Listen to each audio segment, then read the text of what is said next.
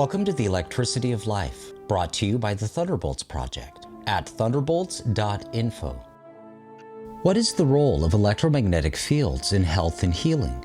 Today, various electromagnetic therapies have gained unprecedented acceptance and use, and scientific studies continue to affirm the influence of electromagnetic fields on life. In Western medicine, the tradition is for various specialists to treat supposedly disconnected parts and organs. But the leading proponents of electromagnetic healing propose a new way of seeing the human body and all living organisms. One of the leading pioneers in this rapidly growing field has been Dr. Jerry Tennant, an ophthalmologist whose book series Healing is Voltage describes his groundbreaking research into the electrical circuitry of the human body. Today, in part one of this two-part presentation, Dr. Tennant begins by sharing his own remarkable challenges, which catalyzed his scientific journey. I always begin my discussions with the disclaimer that I'm not speaking with my Texas MD license, I'm speaking with my Arizona MDH license. Arizona and Nevada have special medical boards for integrative medicine and homeopathic medicine, and I'm licensed under that Arizona Board of Integrative and Homeopathic Medicine. And that's the license that I have this conversation under, and not my Texas license. Well, I'm trained as an ophthalmologist and did traditional ophthalmology with a focus on cataract surgery for 30 years or so. I had a lot of fun being an ophthalmologist. I was able to do a lot of things that changed the way ophthalmology was practiced. I had a great deal to do with bringing intraocular lenses into this country, or the use of them. When I was trained, we would simply take the lens out of the eye and people would end up wearing really big, thick glasses. Of course, those allowed you to see, but they were fairly disabling because everything looked 30% too big and 30% too close, and it was hard to walk or drive or whatever. So I was one of the early people to put lenses in eyes after cataract surgery. And then there were some problems with the European lenses that we used in the beginning, so I modified those and got lenses to work better, and then began to teach others how to do that. So that was one of the fun things I did. When I was trained, we kept patients in the hospital for 2 weeks with both eyes blinded, and of course, the elderly tend to become disoriented and even psychotic if you keep them in bed and blind them for a couple of weeks. So I developed the way to make a watertight incision so that they didn't have to stay in bed, and we could actually get them up and walk them immediately from the surgery table, and that changed a lot of things as well. And also we had a problem with people, the elderly, going into the hospitals. You know, elderly people have a tendency to get a particular pattern of living. They eat certain things that agree with them and that keep their digestive and urinary processes working. There are foods that upset them, and so you put them in a hospital and change all of that. They commonly get sick just from being outside their normal environment and often fall and hurt themselves. One of the things we began then to work on was outpatient surgery. So being able to operate on cataract and then have people go immediately home was a great benefit. And we helped, along with my anesthesiologist and internist, develop the techniques for that and taught how to do that. And I guess the next thing I did in ophthalmology that was kind of fun is I did the majority of the research for the laser that's used in LASIK surgery. So I did about 90% of that research for the company called Visex. But during that process of doing the laser surgery, we didn't know that the laser wouldn't kill viruses. And so I was using the laser to carve the scar off of the cornea of a fellow from India that had leukemia. And it carved the scar off well enough, but it also released viruses from his cornea. And that went into my nose and into my brain, and I got encephalitis. And so I got to where I could see a patient, know what was wrong with them, but I couldn't remember how to write a prescription. I also developed spastic movements, so I'd be sitting there and all of a sudden I'd do something like that, which doesn't work really well if you're operating inside somebody's eyeball. And I had overwhelming fatigue. And so for all those reasons, I had to quit work at the end of November 1995. And so I slept 16 hours a day, had 2 or 3 hours a day in which I could understand a newspaper, and then like a light switch, it'd go off and I couldn't understand it anymore. I went to the best doctors I could find in Boston and New York, et cetera, and they all said, well, you have 3 viruses in your brain. We don't know what to do about it. Good luck. So during that 2 or 3 hours a day I could think, I had to figure out how to get myself well. And so I began the journey of trying to figure out how I might do that. And one of the things that resonated with me was that every cell in the body had the same hardware. Even though cells look quite different, just like a laptop looks different than a desktop computer, they still have all the same basic parts. And I thought, well, if I can figure out how to make one cell work, I can make them all work. And so I started down that road, and I bought a bunch of cellular biology books, which I hadn't read in 30 years, and began to read through them. And one of the things that resonated with me, it said that cells have to run at a pH of 7.35 to 7.45. Well, I didn't really remember much about pH except it was acid-base balance. But as an eye surgeon, I didn't really need to know much about that for 30 years. And so I began to study pH and discovered that pH is simply the measurement of voltage in a liquid. If you think about a copper wire, you turn the switch on and the electrons flow, you turn the switch off and they stop. But in a liquid, it can either be an electron donor or an electron stealer. And by convention, if the liquid is an electron stealer, you put a plus sign in front of the voltage. And if it's an electron donor, you put a minus sign in front of the voltage. By convention also, you take the voltage and you convert it to a logarithmic scale from 0 to 14 and call it pH.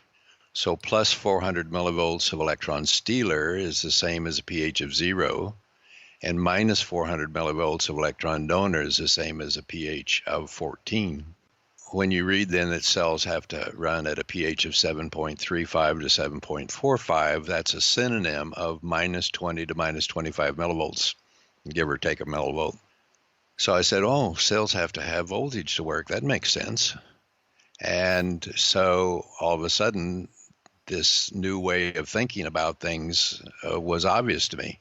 The next issue was, how do you measure it? Well, of course, if you take a standard pH meter, it has a switch on it. You can switch it from pH or millivolts, whichever one you want to have it read out. And you simply stick the probe in a liquid and it'll tell you what the pH is or what the millivolts is and or convert it to the logarithmic scale of pH for you. So I said, well, how do you measure it in the body? And I found that a chap named Nakatani was the first person to use modern electronics to measure acupuncture circuits, and published in 1951. So I got his rather rudimentary equipment, started measuring, and where my brain should be running at minus 25 millivolts, I found it was running between minus 2 to minus 4 millivolts. So then I knew why it didn't work. Didn't have the juice to do it. So the next issue is, well, what am I going to do about it? So I began to do some more reading and found that a Russian chap had figured out the waveform that would more efficiently transfer electrons to cell membranes. I began to try to learn about that and discovered that there was a Russian pediatrician named Zulia Valieva Frost. Zulia Valieva married a chap from London named Frost and had moved to London. And she was in the process of teaching people how to use this Russian device to transfer energy to cells. So I called her and I said, hey, I'm interested in what you're doing. And she said, well, as luck would have it, I'm teaching my first seminar in San Francisco in 3 days. I said, sign me up, I'll be there. So I went to that seminar and got the Russian device and began to recharge my cells. And in about 6 weeks or so, things began to get better. The other thing that happened about that time was that I was on an airplane and there was a nurse sitting next to me from this Dallas area. And she began to tell me that she had lymphoma, had this big tumor around her neck and scattered throughout her body, and that she had gone to Mexico. And in a matter of days, the tumors were gone, even though MD Anderson had told her to go home and die. So I went down to visit with the docs that helped her to see how in the world they did that. And that was sort of the beginning of my journey along with this other business of the electronics to figure out how to get well. And one of the things they taught me was that essentially all tumors are associated with infection in your teeth, particularly root canal teeth. And so she had gone down and they had pulled her root canal tooth and cleaned up the infection in her mouth. And in a matter of days, her tumors were gone. And she sent me not only photographs, but she sent me her medical records from MD Anderson of when she came back, and they proved that her tumors had disappeared. So I had a root canal tooth here in the what's called the spleen stomach acupuncture circuit. And so my docs here in Dallas said there's nothing wrong with that tooth. But I'd also developed a bleeding disorder. And so I went back down to Mexico and had the dentist that had operated on this nurse work on me. And when she pulled that tooth, there was so much infection in the bone, it splattered all over her mask. And yet I had no symptoms as far as the tooth was concerned. But 48 hours after she pulled the tooth, my bleeding disorder was cured. And that was rather amazing. And then over the next 6 weeks or so, my brain started to work again. And so that's how I started going down this road of figuring out how the body really works and what the role of voltage is in the body, because it's obviously so different than what I was taught in medical school. One of the things that I was led to try to understand was acupuncture. Actually, that was part of a bigger picture in that I was sitting in my chair at home and I said to myself, well, obviously traditional medicine that I was taught told me go home and die. And so that obviously wasn't working so well. But that sometimes chiropractic works, sometimes it doesn't. Sometimes acupuncture works, sometimes it doesn't. Sometimes essential oils work, sometimes they doesn't, et cetera, et cetera. So there are all these various medical models that sometimes work and sometimes don't. So my thinking was, if I could figure out, there has to be a common denominator that goes through all of these. Otherwise, because, I mean, if things work, it's because it's following some basic laws, some basic rules of how things are supposed to work. If I could figure out what that common denominator was running through all of these different paradigms, then I'd know how to get myself well. And it began to become apparent to me that the voltage piece was the common denominator for all of these things. Now, obviously, it becomes very complicated when you start, particularly someone like me who has no background in electronics or even in physics. I had, freshman college physics, and that was my background. The issue is, how do you figure out what the common denominator is? And I began to go down a different road in that I began to understand that there's no such thing as a bunch of little balls of electrons spinning around a charged ball in the center. It's been known for probably 75 years or so that that's really not what an atom is, but that we still teach that. And so I began to read and I fortunately was able to talk to some various people who had gone down that road before me and began to understand more about what an atom is, because if you don't understand what energy is, what an atom is, even how the universe works, you can't understand how a cell works.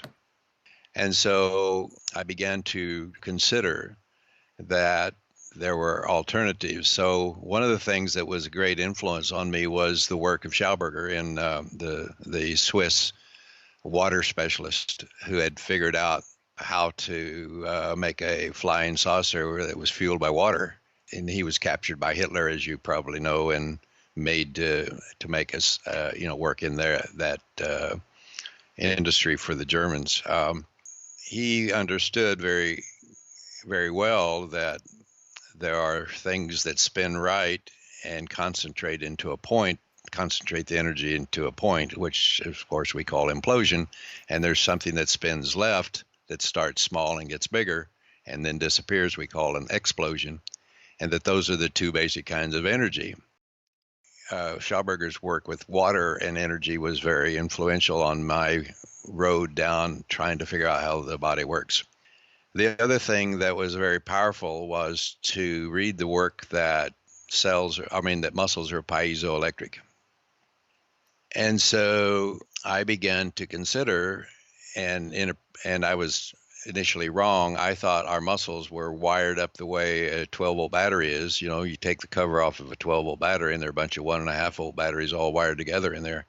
And I thought that's the way our body was wired up. That our muscles were just one big battery that provided power for the cells to work.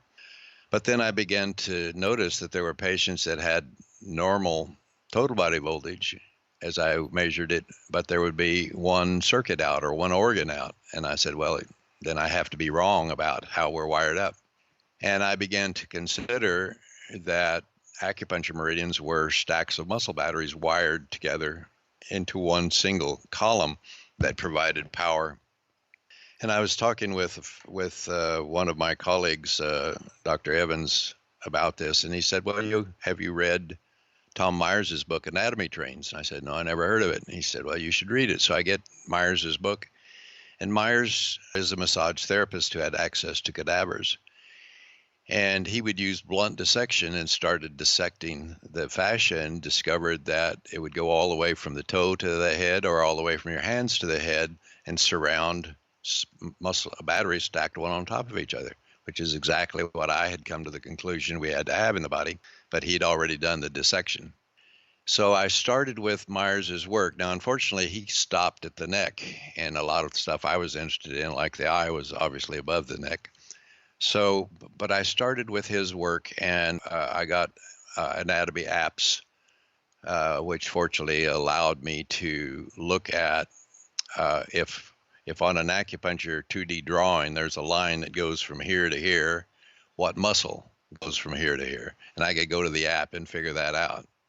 So what I was able to do was to develop a roadmap, an atlas of the muscle battery packs, and come to the conclusion that acupuncture meridians are simply stacks of muscle batteries surrounded by a common sheath or common stocking of fascia. And the other thing that had been reported is that fascia are simply semiconductors. So, of course, you know better than I, a semiconductor is a collection of molecules that moves electrons at the speed of light, but only in one direction. So that made a lot of sense. So then the fascia that we have surrounding our stacks of muscle batteries is simply the body's wiring system. So now we have a battery system, we have a wiring system. And that helped me begin to understand why things that didn't seem to make sense actually made perfect sense. So for example, when I was sick, felt like somebody was sticking an ice pick in my left big toe. My spleen was swollen and hurt. My stomach hurt all the time. I lost the vision in my left eye, the macula of my left eye, and I couldn't think. Well, in any other form of medicine, you'd never put all those things together, but it turns out that everything I just described has the same power supply. Duh. Right. All of a sudden, things make perfect sense. And that same circuit goes through, guess what? This root canal tooth. So it became apparent that dead teeth in a circuit act like a circuit breaker and just shut the circuit off. Root canals should never be done. The dentists are the only physicians that think you can get away with leaving dead tissue in the body. No other doctor believes that. And that's what you do, a root canal. You drill a hole in the tooth, you reach in with an auger, turn it, rip out the artery, rip out the nerve, and kill the tooth.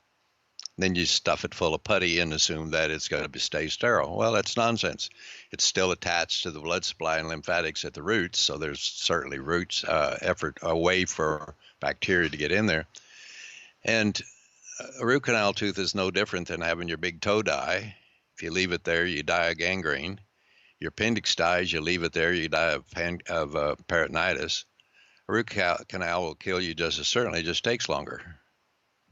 So the fellow that popularized root canal procedure was a dentist named George Meinig. And Meinig spent the last years of his life trying to get dentists to quit doing them. He wrote this book called The Root Canal Cover-Up. And even before Meinig came along and wrote his book, Weston Price would take and pull teeth from somebody who was sick, embedded under the skin of a rabbit, and within the week, the rabbit had the same illness as the person who owned the tooth. And he did that hundreds of times. And so the concept that dental infections cause systemic disease has been known a very long time, but the dentists have done a good job of trying to keep that covered up. There's actually a popular Netflix movie that's running right now called The Root Cause. And this fellow catalogs his journey of being an athlete and then being disabled after he gets a root canal, and then doing all this stuff trying to get well. None of it works until he goes and gets rid of the root canal, and then he's back healthy again, which is exactly what happened to me.